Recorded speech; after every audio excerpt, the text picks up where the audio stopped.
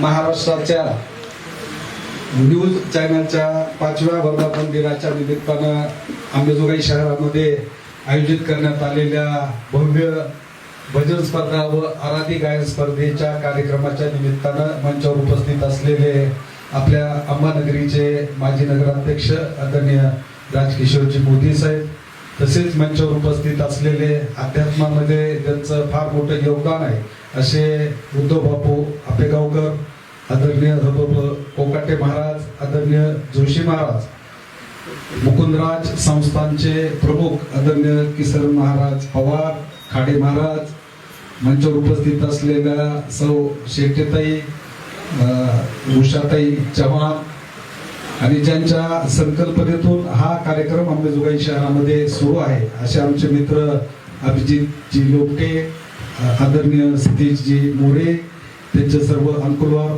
त्यांचे सर्व सहकारी.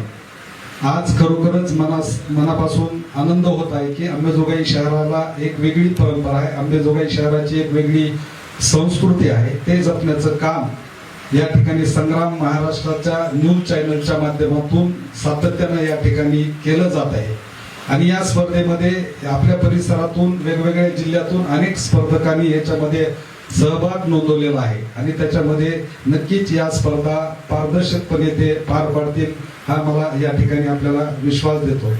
अभिजित गेल्या अनेक वर्षापासून अंबाजोगाई शहरामध्ये समाजकारणात, राजकारणामध्ये अतिशय चांगलं काम करत असताना अध्यात्म क्षेत्रामध्ये जे उपेक्षित आहे, ज्यांना व्यासपीठ उपलब्ध होत नाही, अशांसाठीच एक न्यूज चॅनलच्या माध्यमातून व्यासपीठ उपलब्ध करून त्यांना त्या ठिकाणी सहभागी करून घेण्याचं काम ती या ठिकाणी करत आहे. या कार्यक्रमाच्या निमित्तानं अभिजितला मी आणखीन एक सांगू इच्छितो की वृद्ध कलावंतांचं जे काही मानधन दिलं जातं शासनाच्या वतीनं, त्याच्यामध्ये अनेक जे कलावंत आहेत त्यांना त्या ठिकाणी मानधनापासून ते वंचित आहेत. त्याच्यासाठी कुठं वाचा फोडण्याच्यासाठी आपण त्या ठिकाणी पेपरच्या माध्यमातून, न्यूजच्या माध्यमातून जर त्या ठिकाणी जनजागृती केली तर जे महिला आहेत, जे पुरुष आहेत, जे अध्यात्मामध्ये, गायनामध्ये, भजनामध्ये किंवा वाद्यामध्ये ज्यांना पारंगत आहे, अशा कलावंतांना त्या ठिकाणी मदत मिळण्यासाठी मदत होईल.